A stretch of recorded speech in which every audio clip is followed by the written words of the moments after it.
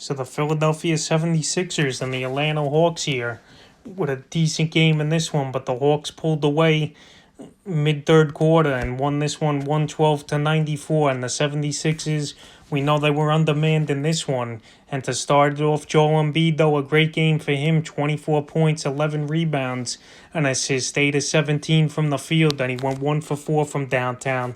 He only played 22 minutes of work after coming off the knee problem that kept him out a few games, but it was good to see him back. It was a big double-double for Embiid, and this is what fantasy owners hope to see from him this season, and hopefully he could stay healthy and produce. But this game, it was a blowout, and it made no sense for the Sixers to push him. So 22 points, not a bad game from him. Next, Tyrese Maxey, he was a pickup at the guard position this week after exploding for 39 points the other night. And in this one, he played 30 minutes again, 15 points, 6 rebounds, 4 assists, 7 of 14 from the field. So Maxey, he's been an impressive rookie so far in the early going here for the Philadelphia 76ers. And obviously Ben Simmons missed this game again, and Seth Curry and Shake Milton with the protocols. But once those guys come back, Maxey, he probably won't be playing top-notch minutes. He'll play probably 15, 20 minutes at best, if that. But right now, I would ride the wave here with Maxey. He's got 3 more games coming up this week, and he's producing for the Sixers and fantasy teams. Mike Scott, he got the start in this one, but he didn't have an impact and no value. 2 points, 4 rebounds in 22 minutes of play, so he shouldn't be on fantasy teams. Danny Green, we get the good and we get the ugly from him. And in this ball game, it was the ugly from Danny Green. 28 minutes of play, 2 points, 3 rebounds, 3 assists, and a horrible 0 for 9 from the field. So Danny Green, only in deeper leagues, I believe he would be a pickup and a guy worth a roster spot. But 10 and 12 team leagues, I would keep Danny Green on the wire, because I think you're going to see many nights like you did here tonight, and his ceiling ain't that high. Matthews, on the other hand, he had a good game in this one. 39 minutes of play for Matthews. 14 points, 2 rebounds, 4 assists, 6 of 15 from the field, and he went 2 for 8 from downtown. So Philly, they're just playing guys and hoping something sticks until their main guys, Tobias Harris, Simmons, Curry, and Shake Milton come back. So this team's got wiped out with the protocols and the virus, and they're hoping to recover here by midweek. But Matthews, he's a guy you can use on the cheap in daily fantasy or spot starter for a couple games in daily day-to-day games to start. Dwight Howard in this one, he actually had a decent game and played 34 minutes, which was surprising. 7 points, 11 rebounds, 2 assists, 1 of 3 from 3. So Dwight, he actually was a recommended pickup this week. But now with Joel Embiid back in the lineup, his stats and time playing are obviously going to go down unless another injury pops up for Embiid. But due to this game being a blowout, Howard, he got big minutes, but I don't expect him to play 30-plus minutes most nights. Isaiah Joe in this one, he's been a sneaky pickup for Ronas, and I seen him in a couple of my leagues. Guys go out there and get him, and he had 18 points, 2 rebounds, 4 assists, 4 for 7 from 3, and 6 of 9 from the field. So just like Matthias, Isaiah Joe, the same type of thing with him. A few more games, he could only be valuable. Then he's going to be a guy who's going to be a bench warmer and not playing, because the Sixers, they're on their 3rd and 4th strings right now of guys getting playing time.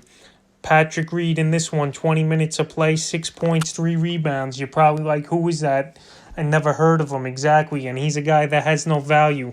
Tony Bradley, another decent game in this one after coming off an 11-point, 15-rebound game the other night. In this one, 6 points, 8 rebounds, and an assist for Bradley, 3 for 6 from the field. But that game, he had to play big minutes. This one, it was out of hand, so they just let him play the 13 minutes. But he's going to have no fantasy value now with Joel Embiid back in the lineup and playing. Now to the Hawks side of things. Clint Capella, another solid double-double, 12 points, 11 rebounds, and an assist for Capella. 4 of 12 from the field, 4 of 6 from the line. And this is what you're going to get from Capella.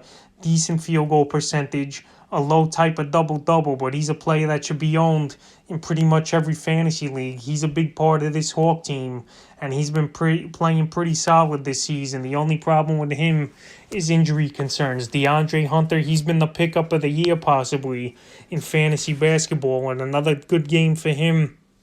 15 points, 7 rebounds, 4 of 8 from the field, and 1 for 2 from downtown. So Hunter right now, he's the main forward on this team.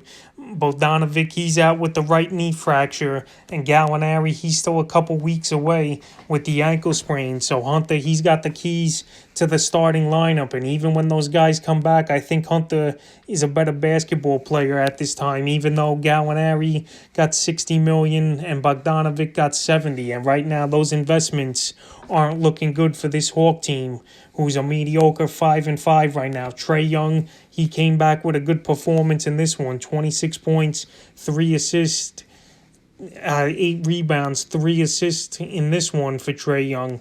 9 for 19 from the field, 5 of 6 from the line, 3 of 7 from the three-point line. So Young, you want to see that shooting percentage go up a little, but he's the type of player that's going to jack up shots, and when he gets hot, he goes unconscious from the field, and this is why he was a top 10 pick in most fantasy leagues. John Collins, he had a little bit of an off game for his standards in this one. 24 minutes he only played, 12 points, 7 boards, and an assist, 4 for 7 from downtown. So Collins, he's a player that's been taken in the top 30 of most fantasy leagues, and he had a good game in this one. The Hawks, they blew him out, so their starters only played 25 minutes about, and Collins still put up a decent stat line. So he's a stud. He's a good player to have on your fantasy team, and I expect big games out of him this season. Cam Reddish, decent game for him. He's been struggling of late. 10 points, 5 rebounds, 3 of 8 from the field, 1 for 4 from downtown. So the former Duke product, he's getting all the starter minutes here for Atlanta. He's playing big minutes, and he's a player that should be owned in all 12 and 14 team formats.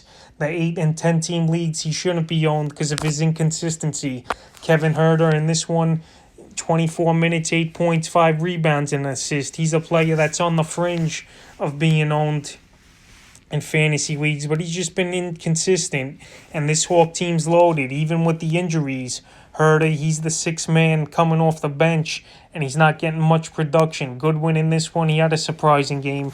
22 minutes of work, 15 points, 4 rebounds, 4 assists, 5 for 12 from the field, 3 for 7 from downtown, but Goodwin, he has no value. Solomon Hill, the veteran, he played 21 minutes, 9 points, 8 rebounds, but he's not going to have fantasy value. This game just got out of hand, and they used most of the bench, but Tony Snell did return in this one. He only played 6 minutes, and he went 0 for 3 from the field, and he definitely has no fantasy value at this time. So that was the Philadelphia 76ers and Atlanta Hawk box score.